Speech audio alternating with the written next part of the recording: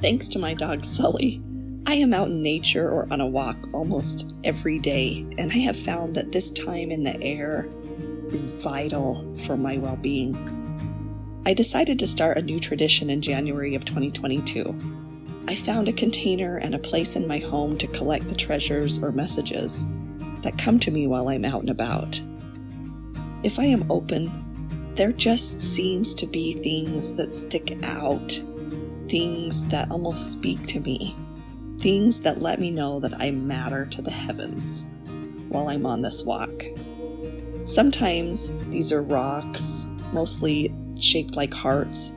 Sometimes leaves or flowers catch my eye and my attention. I'm not necessarily looking for these mementos as much as I just come across them. My tradition is to collect these gifts all year long and then return them to the earth in January and begin again. I am a lover of ritual and ceremony, and this simple act fed me and my soul.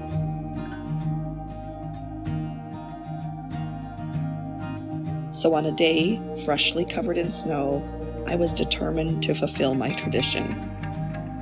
I had to have a growth removed from my chin just a couple days before, and that added to my reality that there is much to be grateful for, that this life is precious, and even its smallest moments can be marked and celebrated.